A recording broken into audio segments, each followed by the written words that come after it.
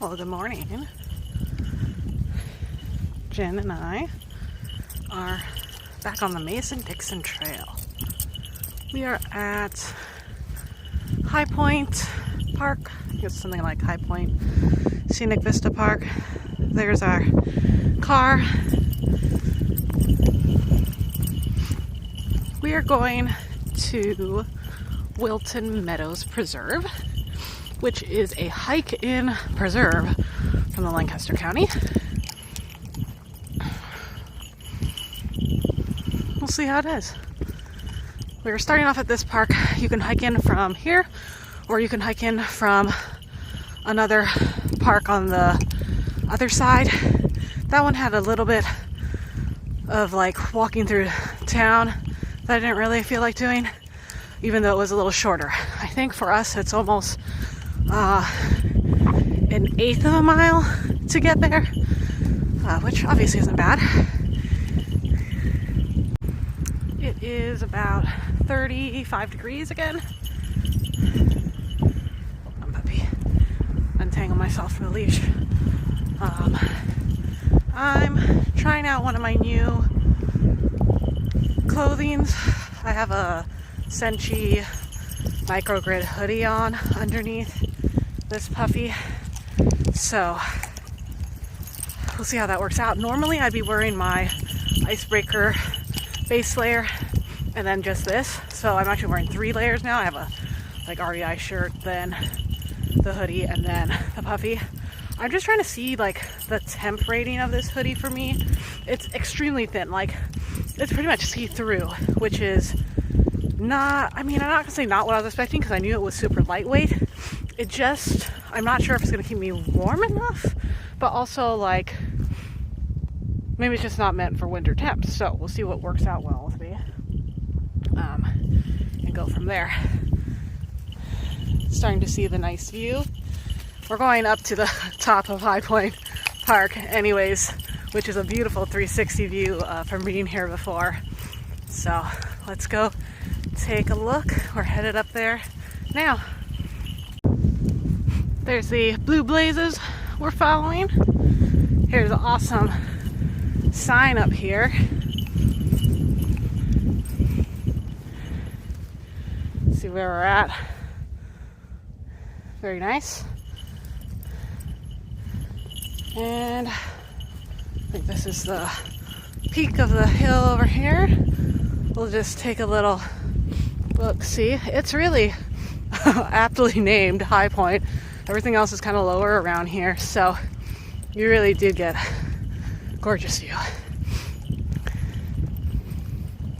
Speaking of layers, Jen's just wearing her one puffy vest. That's a cargo vest. It fits her body shape really well, but I think she is a little bit cold, so it's supposed to warm up to 40. Hopefully it gets there, and hopefully this sun stays out. Good girl. You up on the rock with Mama, huh? Smart girl. This is gonna be really nice once it gets all covered with snow. Beautiful. All right, let's go and figure out our way back to the trail. I see a blaze over to the left. Apparently we're getting cold enough temps for this sort of ice.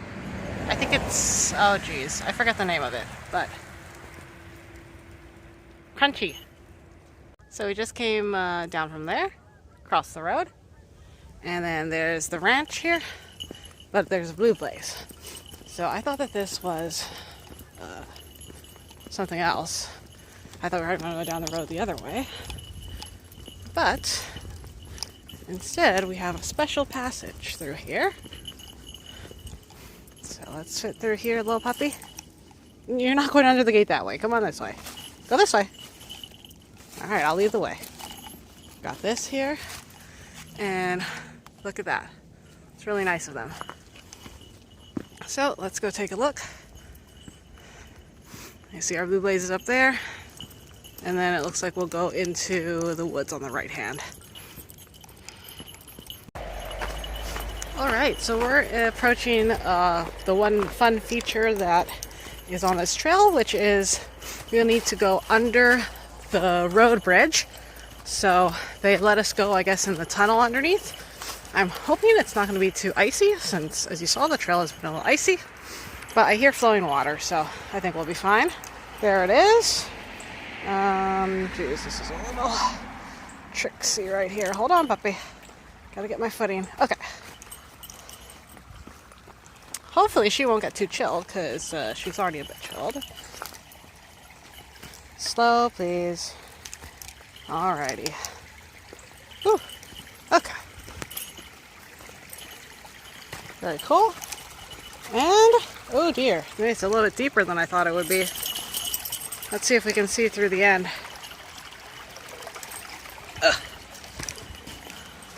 Alright, and there's our blaze up there.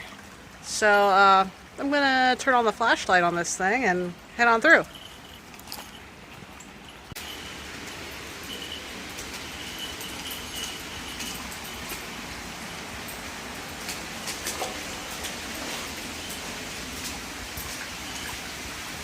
That was pretty fun. Definitely preferred it to having to cross that road. It wasn't overly busy, but the cars were coming very fast.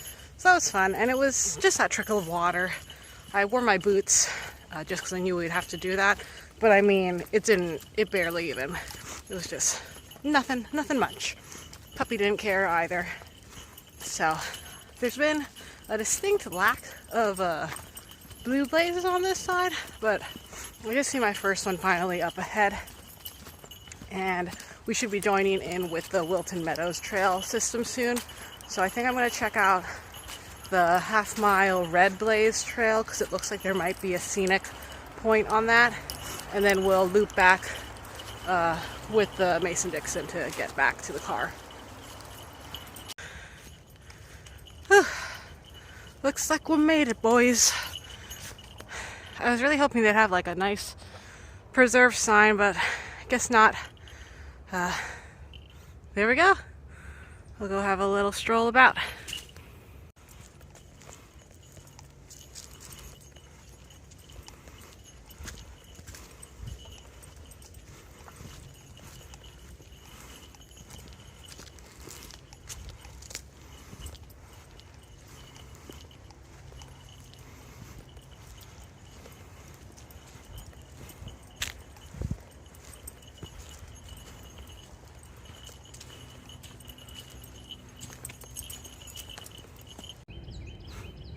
So we came up that hill, and actually down there is kind of road access, like it's a kind of pull-out area, and I think that's how they maintain the trail here.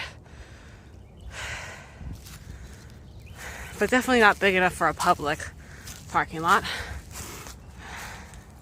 And what I was hoping for, a little bench, so I can have some of my tea and have a little snack. So this is really cool area. Definitely probably good for bird watching, which, you know, I don't usually see much of when I have the dogs. And then it's supposed to be a good wildflower area too. So I don't know, we might go on this, or we might go a little bit on the yellow trail just to explore a bit.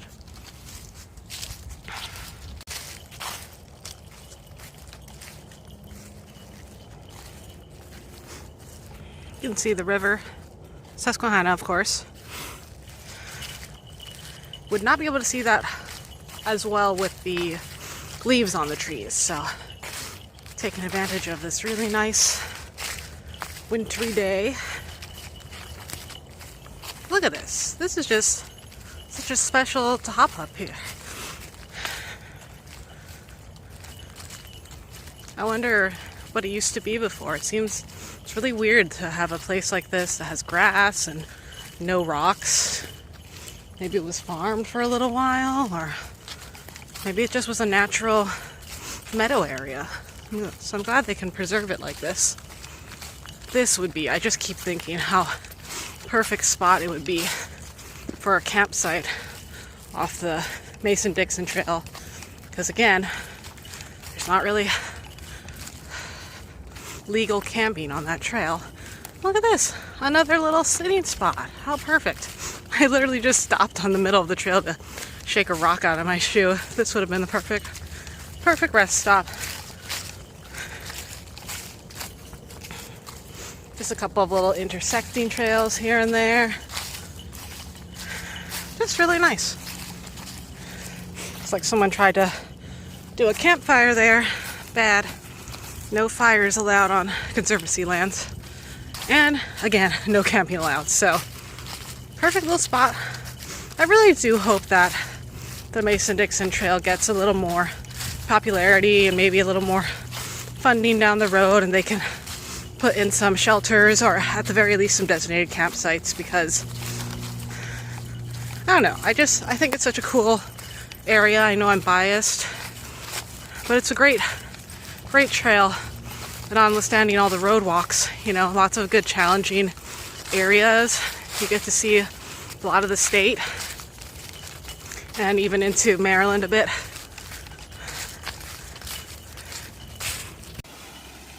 All right, we're headed back. Here's the tunnel from this side. We kind of went down these steps here, and then they put a little cinder block for us to step up and go across.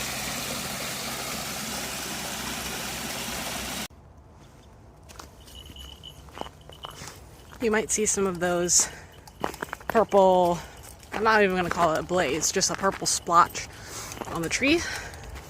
Again, I said it before, but it means that that's private land, no trespassing. So, again, especially when you're on trails like the Mason-Dixon, oftentimes you're bordering someone's private land. So, very important to stay on the trail, especially right now, because it is deer season.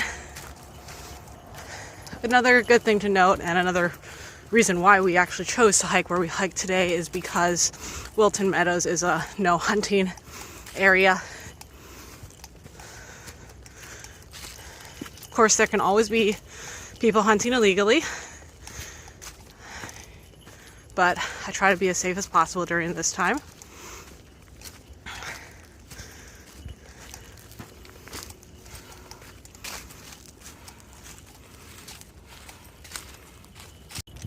Well, Jen and I made it back to High Point Park. You can see we're just cruising on this paved path to get back to the car.